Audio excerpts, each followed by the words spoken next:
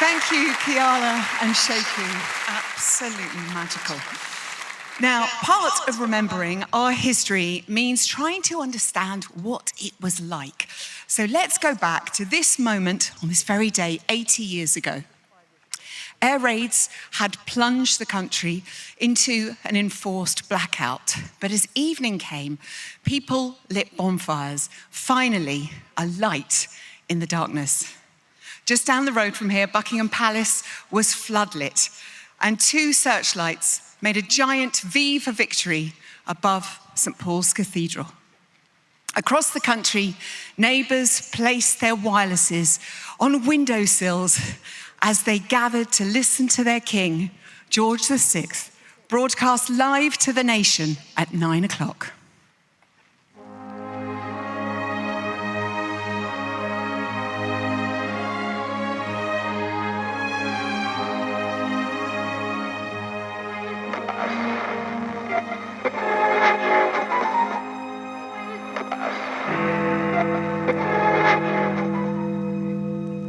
This is London, His Majesty King George VI. And as your king, I thank with a full heart those who bore arms so valiantly on land and sea or in the air, and all civilians who, shouldering their many burdens, carried them unflinchingly, without complaint.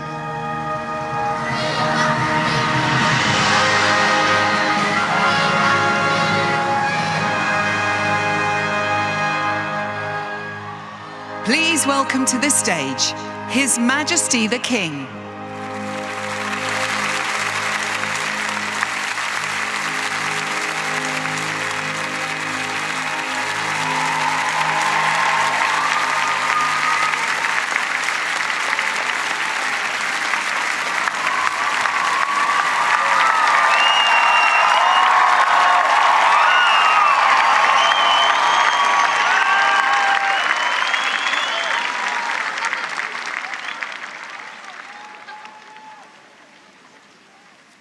Ladies and gentlemen, it is now 80 years since my grandfather, King George VI, announced to the nation and the Commonwealth that the dreadful shadow of war has passed from our hearths and our homes.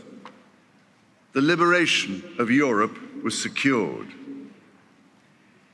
His words echo down through history, as all this week, and especially today, we unite to celebrate and remember with an unwavering and heartfelt gratitude the service and sacrifice of the wartime generation who made that hard-fought victory possible.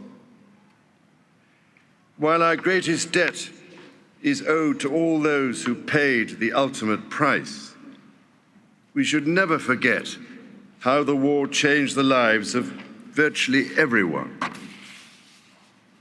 Now, as then, we are united in giving utmost thanks to all those who served in the armed forces, the uniformed services, the home front, indeed all the people of this country, the Commonwealth, and beyond, whose firm resolve and fortitude helped destroy Nazism and carry our allied nations through to VE Day. That debt can never truly be repaid, but we can and we will remember them. Over the course of the last year, there have been 80th anniversaries across Europe, from the hills of Monte Cassino to the lower Rhine at Arnhem. Last June, my wife and I were profoundly moved to join veterans of D-Day at the new National Memorial overlooking Gold Beach as they returned to honor their comrades who never came home. In January, as the world marked the liberation of Auschwitz, I met survivors whose stories of unspeakable horror were the most vivid reminder of why victory in Europe truly was the triumph of good over evil. All these moments and more combine to lead us to this day when we recall both those darkest days and the great jubilation when the threat of death and destruction was finally lifted from our shores. The celebration that evening was marked by my own late mother, who, just 19 years old, described in her diary how she mingled anonymously in the crowds across central London and, in her own words, walked for miles among them.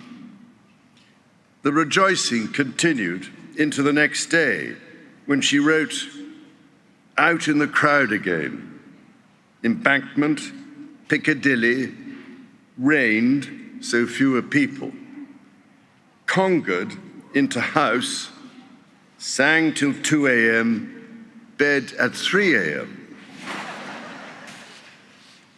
Ladies and gentlemen, I do hope your celebrations tonight are almost as joyful, although I rather doubt I shall have the energy to sing until 2 a.m., let alone, for that matter, to lead you all in a giant conga from here back to Buckingham Palace.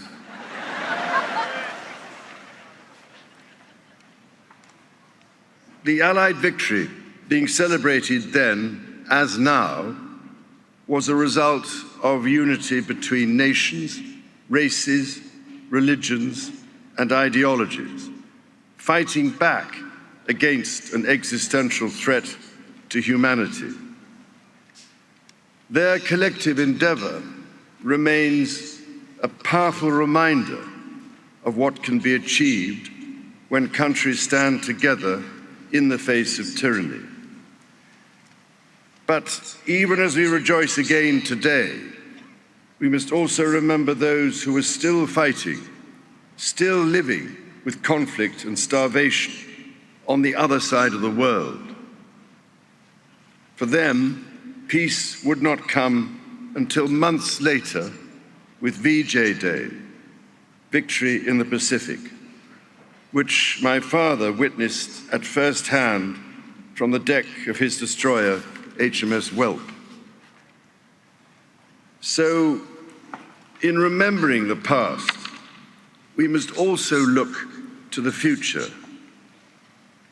As the number of those who lived through the Second World War so sadly dwindles, the more it becomes our duty to carry their stories forward, to ensure their experiences are never to be forgotten. We must listen, learn, and share, just as communities across the nation have been doing this week at local street parties, religious services, and countless small acts of remembrance and celebration.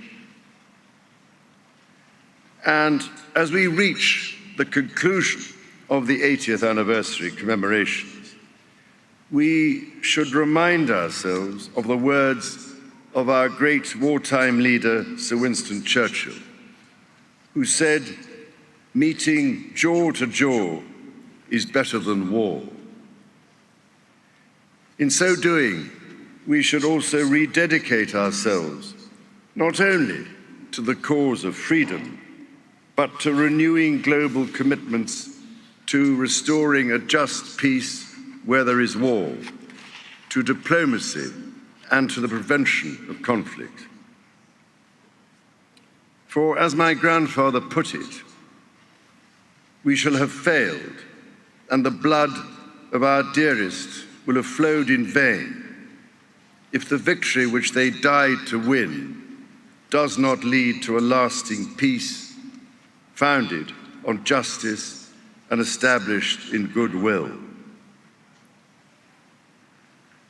Just as those exceptional men and women fulfilled their duty to each other, to humankind, and to God, bound by an unshakable commitment to nation and service, in turn, it falls to us to protect and continue their precious legacy, so that one day hence, generations yet unborn may say of us, they too bequeathed a better world.